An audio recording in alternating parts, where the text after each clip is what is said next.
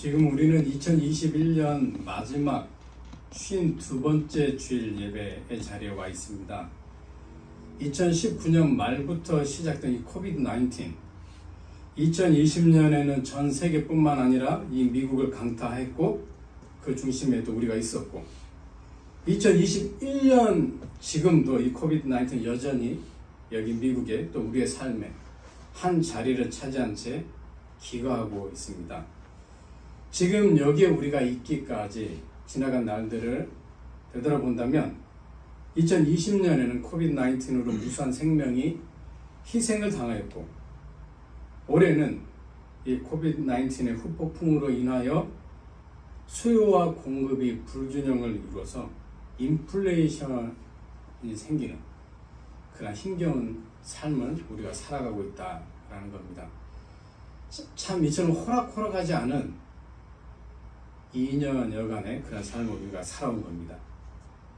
이렇게 우리가 이러한 삶 가운데서도 오늘의 여기에까지 이룰 수 있었던 것은 우리의 경험이 많아서거나 우리의 지혜가 뛰어나서거나 절대 그런 거 아니고 전적으로 에벤에셀의 하나님으로 이 모든 것이 가능했다라는 것을 고백하게 됩니다. 실패나 패배, 힘듦의 시간이나 어려움의 상황은 우리로 하여금 에벤에셀의 하나님을 찬양할 수 있는 축복의 이유가 되게 합니다. 실패는 성공의 어머니라고 하는 그런 격언이 있습니다. 성공하기 위해서 반드시 실패가 있어야 한다, 그런 의미는 아니고, 거듭해서 실패가 있어도 좌절하지 말고 절망하지 말고 성공을 목표로 계속해서 나아가다 보면 언젠가는 반드시 그 성공을 맛볼 수 있게 된다, 이런 뜻입니다. 실패를 좋아하는 사람 아무도 없죠. 또 실패는 성공의 어머니라고 했으니까 그럼 실패를 자주 해볼까? 그거 우리가 절대 원하는 거 아닙니다. 그렇지만 우리의 삶 속에 힘듦의 시간이나 어려움의 상황이 찾아오죠. 비록 그것이 하나님의 절대 주권과 섭리 가운데 온 것임을 우리가 믿는다 할지라도 솔직히 그거 반갑지 않아요. 그런 거 없고 그냥 평안한 일, 좋고 기쁘고 행복한 일만 있기를 바라는 게 우리의 마음입니다. 이스라엘도 똑같습니다. 이스라엘이라고 이런 힘들고 어려운 그런 시간들 원하겠어요? 그렇지 않죠. 그런데 이스라엘은 그렇게 늘 생각해 왔습니다. 실패나 패배, 힘듦의 시간이나 어려움의 상황은 우리하고는 무관해, 우리하고는 상관이 없어, 이렇게 여겨왔어요. 그들은 오히려 이런 실패나 패배, 힘들고 어려운 이런 시간과 상황은 하나님의 진노의 심판을 받아서 멸망해야 할 이방 민족들에게나 있어야 되는 거다 라고 그들은 늘 그렇게 생각해 왔던 거죠. 그런데 오늘의 이 말씀 이렇게 보면 이들에게 실패가 또 패배가 힘들고 어려운 이런 시간과 상황이 오게 된 것을 보게 됩니다. 그래서 어떻게 돼요? 이들이 멘붕 상황에 빠져요. 멘탈이 흔들리게 된 거죠. 오늘 본문이 아닌 사무엘상 4장에 가면 이스라엘이 블레셋과 첫 번째 전쟁을 하는 그런 장면이 나옵니다. 여기에서 이스라엘이 패배를 하게 되는데 첫 번째 싸움에서는 4,000명가량이 죽게 됩니다. 그리고 두 번째에서는 3만 명이 죽게 됩니다. 절대로 이스라엘은 그렇게 믿고 있었어요. 우리는 오직 승리밖에 없다. 그런데 그들에게 돌아온 결과는 너무 쓰디쓴 패배, 도저히 받아들일 수 없는 이런 아픔 앞에 그들은 망연자실할 수밖에 없습니다. 설상가상으로 무슨 일이 일어납니까? 절대 승리를 보장하는 법궤, 하나님의 법궤만 있으면 우리는 무조건 승리한다. 근데 그거를 이 전쟁 중에 뺏기게 됩니다. 절대 이 법궤는 안 뺏길 것 같았고 그런 일이 안 일어날 것 같았는데 실제 현실은 그런 일이 일어나 버린 거예요. 그리고 사무엘상 4장 21절에 가면 이가봇이라고 하는 말이 나옵니다.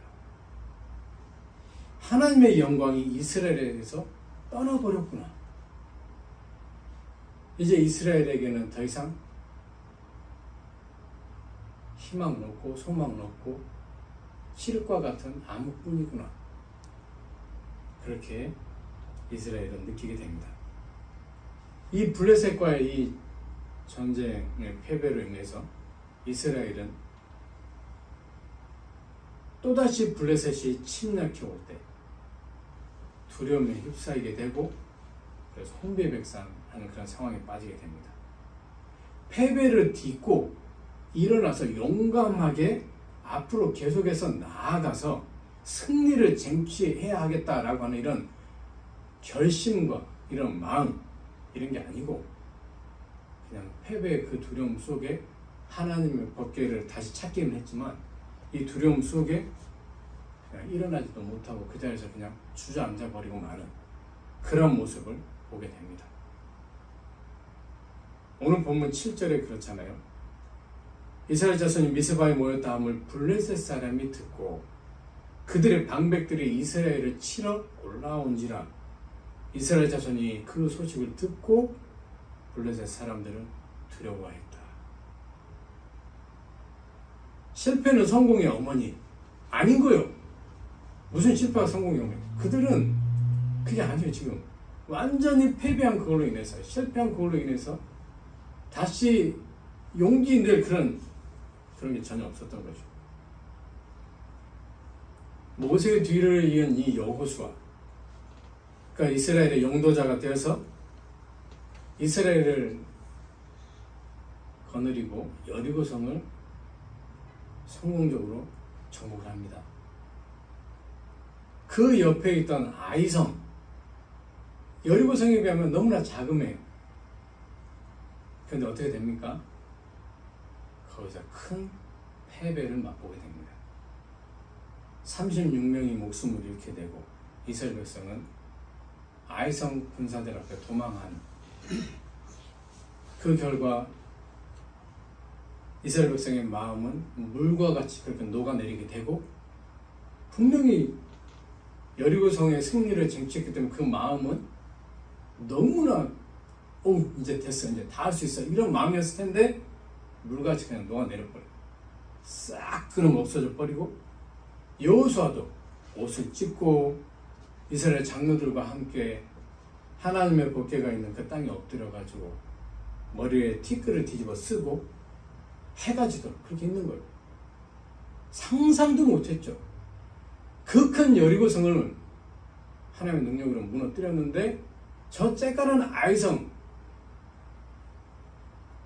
근데 전혀 상상하지 못한 그런 일이 일어나게 됩니다. 예수님의 제자 사도 베드로 역시 말로 할 수 없는 실패를 경험합니다. 다 예수님을 버려도 저는 절대로 예수님 안 버릴 겁니다. 이렇게 호언장담을 하죠. 그런데 예수님의 말씀과 같이 그가 닭이 울기 전에 3번 예수님을 부인한 그런 큰 인생의 오점을 남기게 됩니다. 실패나 패배가 없는 삶을 사는 사람, 힘듦의 시간이나 어려움의 상황이 없는 삶을 사는 사람 아무도 없어요. 실패를 맛보고 사는 사람도 있고 패배를 맛보고 사는 사람도 있고 힘듦의 시간, 어려움의 상황 가운데 있는 사람들 많습니다. 우리라고 이런 상황들 없었겠어요? 누구에게나 실패나 패배, 힘듦의 시간이나 어려움의 상황은 찾아옵니다. 나는 결코 그런 걸 원하지 않지만 그런 게 와요. 그런데 신기한 거는 우리가 겪은 그 실패, 패배, 힘듦의 시간, 어려움의 상황이 에벤에셀의 하나님을 찬양할 수 있는 축복의 이유가 된다는 거예요. 좋은 게 아닌데 왜 이게 축복의 이유가 될까? 실패, 패배, 힘듦의 시간, 어려움의 상황 절대 좋은 거 아니에요. 근데 이게 축복의 이유가 돼요. 이게 신앙의 아이러니입니다. 신앙인들이 가질 수 있는, 맛볼 수 있는, 이 영적인 세계 속에 있는 사람들이 맛볼 수 있는, 느낄 수 있는 것이 이 영적 신비예요. 영적 신비. 희한하게 이런 일들을 겪고 나면 우리의 입에서는 하나님께 감사를 올리게 돼요. 신기한 겁니다. 세상 사람들은 이런 거 없어요. 근데 하나님의 백성들은 이런 어려움의 시간들을 통과하고 난 이후에 하나님의 은혜를 감사하고, 그것이 우리에게는 하나의 축복의 그런 이유가 되는, 지금 신비로운 그런 것이다라는 거예요. 두 번째로, 이 실패나 패배, 힘듦의 시간이나 어려움의 상황을 하나님께서 돌이켜 회복시켜 주심으로 우리는 에베네셀의 하나님을 찬양하게 됩니다. 하나님께서 돌이켜서 회복시켜 준다라는 거예요. 블레셋이 이스라엘을 또다시 이렇게 침략하는 상황 속에 이스라엘 백성들은 그냥 어찌할 바를 모르고 어떻게 해요? 사무엘에게 도움을 요청해요. 우리를 대신해서 하나님께 우리를 구원해달라고 기도해 주십시오. 이런 요청을 하게 됩니다. 사무엘은 그들을 위해서 하나님께 부르짖습니다. 이 사무엘의 부르짖음을 들으신 하나님께서는 블레셋과의 전쟁에서 실패하고 패배해서 힘들고 어려운 상황 가운데 있는 이 이스라엘에게 어떻게 해요? 승리를 안겨주십니다. 오늘 말씀 10절로 11절에 사무엘이 권제를 드릴 때 블레셋 사람이 이스라엘과 싸우려고 가까이 오면 그날에 여호와께서 블레셋 사람에게 큰 우레를 발하여 그들을 어지럽게 하시니 그들이 이스라엘 앞에 패한지라. 이스라엘 사람이 미스바에서 나가서 블레셋 사람들을 추격하여 벳갈 아래에 이르기까지 쳤더라. 돌이켜주시는 하나님, 회복시켜주시는 하나님, 이스라엘에게 승리를 안겨주시는 하나님, 또 하나님께서는 이스라엘의 방패가 되어주십니다.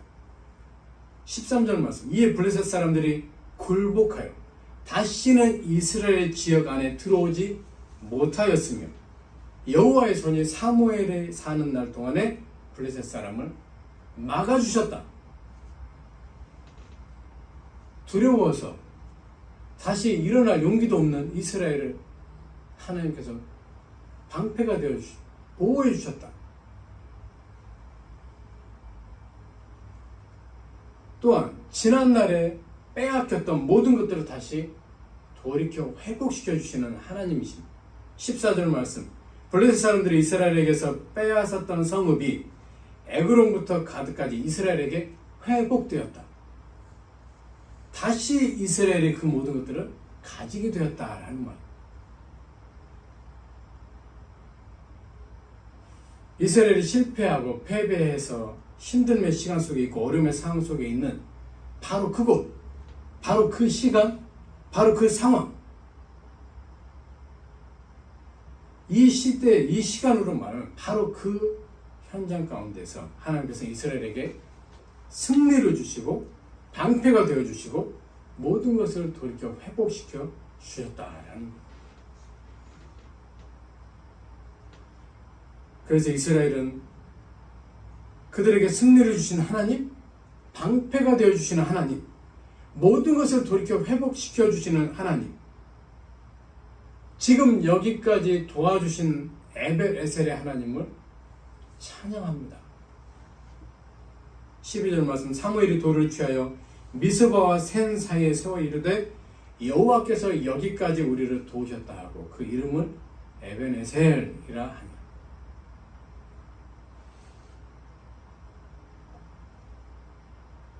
이스라엘이 이렇게 모든 것이 회복되는 것은 전적으로 하나님의 도우심의 은혜로 말미암은 것이다 라는 것, 그것을 그들이 고백하고 있는 겁니다.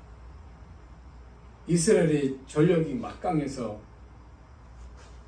된 거 아니고 오늘 그들이 그렇게 있게 된 것은 하나님 은혜 때문이다 라고 그렇게 고백하는 거예요. 두려움 가운데 있었는데 하나님께서 큰 후레를 통해서 블레셋이 힘을 쓰지 못하도록 만드시고, 그런 블레셋에 이스라엘 군사들이 가서 그냥 쉽게 다 이겨버리는 거예요. 이스라엘의 힘입니까? 이스라엘의 군사력입니까? 절대 아닌 거예요.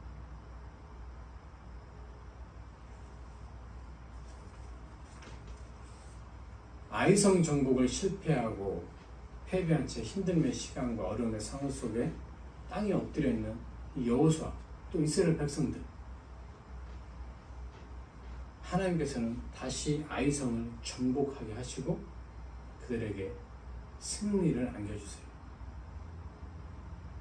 그들이 실패하고 패배하고 힘든 시간을 그래서 보내고 있고 어려움의 상황이 있는 그곳, 그 현장, 그 시간 가운데서 하나님은 그 모든 것을 돌이켜 회복시켜 주셔.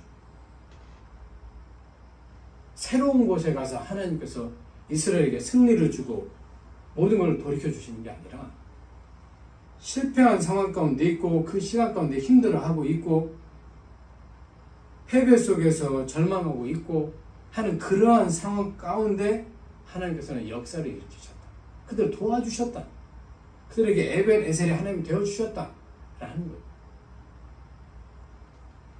예수님을 3번 부인하고 후회하고 죄책감 갖고 실패한 것으로 인해 힘들어하고 있는 그 사도 베드로, 예수님께서 생뚱맞은 다른 곳에 가셔가지고 사도 베드로를 찾고 하신 게 아니잖아요. 갈릴리 바다에 찾아오셔서 베드로에게 3번의 네가 나를 사랑하느냐라는 이 물음 속에서 그의 마음을 치유하시고 사명감을 회복시켜 주신 예수님의 그것은 그 자리 가운데서, 그 시간 가운데서 일어난 거예요.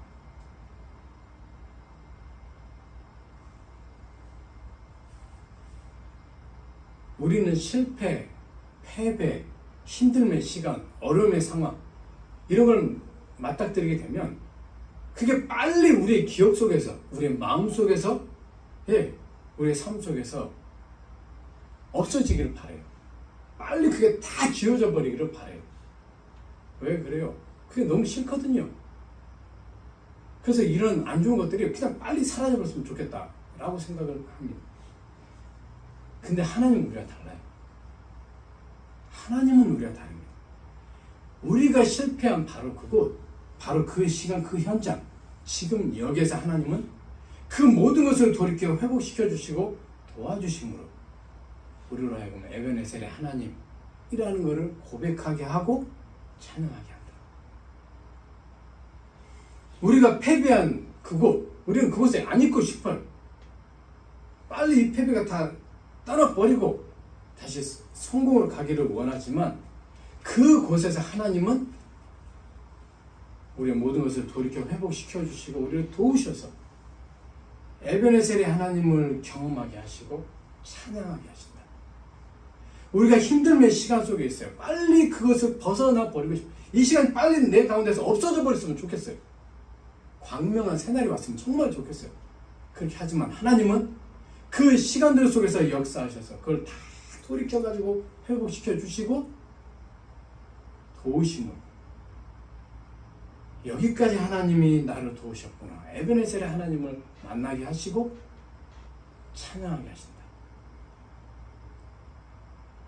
우리가 어려운 상황을 만났어요. 이 어려운 상황이 빨리 풀어져가지고 정말 평안이 있었으면 좋겠다라고 우리는 생각하지만, 하나님은 그 상황을 이용하셔서 모든 것을 돌이켜 회복시켜 주시고 우리를 도와주심으로 에베네셀의 하나님을 만나고 찬양하게 하신다. 욥이 그러한 공경 가운데 처했을 때 하나님이 그 모든 상황을 돌이켜 주시잖아요. 하나님 다 새롭게 해주시잖아요. 욥은 그것이 지나가기를 얼마나 간절히 바라고 원하는지 몰라. 너무나 힘들었거든요. 3명의 친구, 또 1명의 친구 와서 하는 말이 뭐예요? 다 자기를 힘들게만 하는 그런 말만 하거든요. 그 시간이 얼마나 길었는지 우리는 알 수 없지만 욥에게 있어서는 정말로 힘들었어요. 근데 하나님 어떻게 하세요? 그 상황 가운데서 역사하시고 다 모든 것을 돌이켜서 욥으로 하여금 하나님을 만나게 하잖아요. 그 하나님 찬양하게 하잖아요.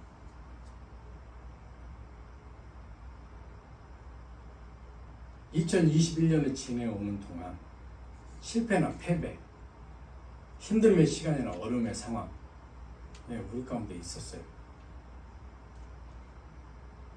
그러나 그것들이 지금 여기에 있는 우리에게 축복의 이유가 돼서 하나님 앞에 올려드릴 수 있게 된 것은 지금 여기까지 우리를 도우신 하나님의 은혜 때문이다 라는 것을 기억해야 합니다. 또한 그 모든 것들을 돌이켜서 회복시켜 주신 그것도 하나님의 은혜다 라는 것을 잊어서는 안 됩니다. 한 해 한 해를 거의 똑같이 사는 것 같지만, 그래서 내 경험과 내 지식과 내 지난날의 연륜으로 살아온 것 같지만 아니다라는 거예요. 우리는 못 느껴도 그 모든 것들을 회복시켜 주시고 돌이켜 주시고 도와주시고 은혜 베푸신 하나님의 손길이 있었다 라는 것을 기억해야 합니다. 그리고 우리 모두는 지금 이 시간 하나님께 에셀의 하나님께 찬양을 드려야 한다라는 겁니다. 기도하겠습니다.